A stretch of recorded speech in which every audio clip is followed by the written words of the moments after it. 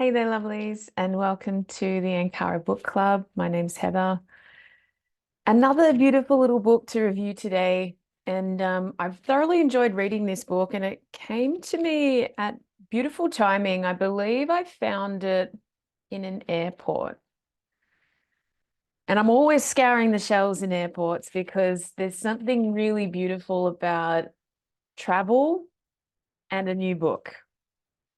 And sometimes that works out well, and sometimes not so much, but it also, I find, provides a narrative or almost like a soundtrack or something that happens in the background when travel is happening. And for sure, with travel, there is a lot of time spent sitting on planes, on buses, on trains. So a good book can really be a companion for that. And I ended up bringing this one back home with me and finishing it off back home.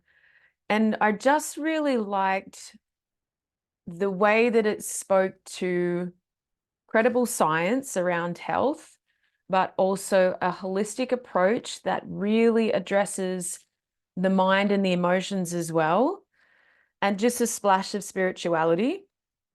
But for myself, with a health science background, I'm always interested in the other dietary or nutritional perspectives of people in the field.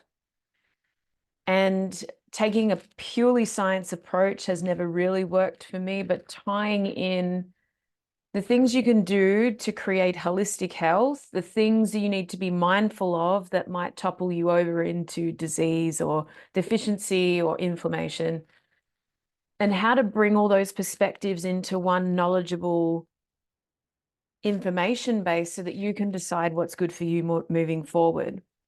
So I picked up Deepak Chopra's The Healing Self.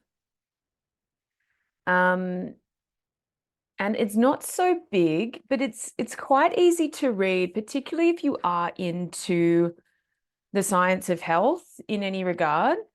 And Deepak Chopra obviously is spiritual, and a lot of his work is spiritual, but I love the way that he speaks to a very wide audience and doesn't completely niche out. I guess it's a testament to the things that he's done in his life where he has to hold many worlds at once. It's not just our health from a science and biological perspective that needs our attention. It's how the biology and the science part of health actually contributes to or complements the areas of the mind and the areas of the spirit. So he talks about not only being mindful of what's in your diet, the processed parts, the parts that could switch on inflammation. He also talks about the effect of some of the normal parts of our lives, whether that's alcohol or caffeine or whatever that is. But he brings in the parameters of the mind, and he brings in the parameters of the habits as well. And the feeling that I got, the overarching theme in this book was, don't try and be perfect.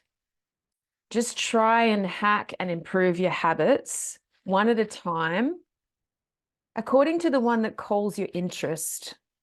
But we do actually have to be on top of all these different parameters in our life. And I think there was this truth in there that said, it's not just about what you know, it's what you do with that information. So what is the action orientated wisdom that comes out from such knowledge? And I've always loved action orientated paradigms, because it's all well and good to read a million books about nutrition, which I have done, but what are we doing with that? And we can read all that information and know what is technically good and bad for us, but why do we still go towards what is causing disease in our systems? That's the interesting part to me. What are the psycho-spiritual parts of how we're connected to our health? Because science would paint our health as this huge complex system that we know nothing about, that is really just transactional and a bunch of cells doing things that we're not aware of. But this book pulls in a paradigm that I've always favored, which is we are in control of and in symbiosis with all of our biology and all of our energetics. And that comes down to how the mind is working with our body and how we are valuing that system. And it is really a relationship. They are one. But a lot of people battle with mind versus body. I know some people that can be hugely aware of the mind and everything it's telling them, but completely disconnected to the body.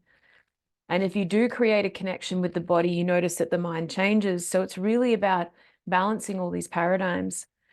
And it is a bit of a workbook, so there is action to do, but he's framed it, and they both have. So Rudolph Tanzi's in there too. I don't want to negate him, but they've put it into a workbook style that says, here's one area of your life. Here's everything that would be positive influence on that area. And here's all the things that are going to be detriment. We want you to pick just one of the positives, which is the doing, and one of the negatives, which is the don't. They're not saying eat all of these things perfectly and never touch these things ever again, which can be a paradigm that doesn't work for people long term.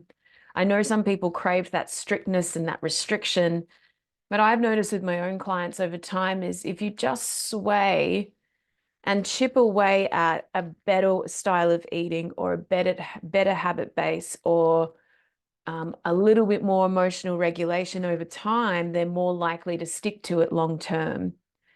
It's the huge detoxes and the massive cleanses that, yes, we do need at times, but it puts us into a fight and flight paradigm of what we should be doing. And health is really a long-term discovery. It's a relationship. It's like, oh, I'm really interested that even though the science on that says it's bad, when I eat it, it's actually okay until a certain point. So that sense of discovery and experimentation and awareness is really what this book encourages. So a little bit of the do's and a little bit more of the don'ts. And when you've done that, you move on to the next section and the next section. And it really brings in this beautiful awareness and the feeling that you're doing really good stuff because you're aware of one thing at a time that you're saying yes to and one thing that you're saying no to. And then you move through in chapters. So it's manageable. And if there's something on that list that you really don't resonate with, then you don't have to discard the whole book. But it gave me a lot of food for thought, and a few of the exercises actually challenged my training as well. So I'll just find one of the do's and the don'ts. So today's recommendation, you can choose only one, right? So only one. In the do column, we have taking an allowing attitude, approach a situation without resistance, act gracefully, share a responsibility, or encourage areas of flow. And then he'll explain what those concepts mean. But you can probably pick one in there that is like, yeah, I'm ready for that. I could do that. And in the undo or the don't is stop resisting where you don't need to, let someone else have their way, help reduce an area of conflict, remove obstacles from someone else's path, ease competition in favor of cooperation. And this all adds to an area that I think we'd all love to have more of, which is non-struggle, really like not suffering, not resisting against. And if you had a problem in your life and you wanted to heal, we know that healing involves parameters of other people and things we should or should not be doing and sticky situations that we don't know we should be in or what we should do.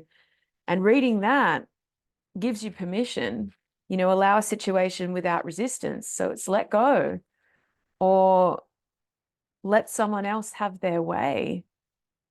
There's a little bit of synchronicity and a little bit of spirituality in this that I think if you had a situation in your life that you were trying to heal from, whether it's abuse, trauma, conflict, loss, heartache, and you picked up this book, you would find a way through it with possibly a different lens. This book is almost like going to see a naturopath and a therapist at the same time, but both of them work creatively and flexibly. With that ultimate truth of, yeah, to get through a sticky situation, the healthier you are, the easier it's going to be.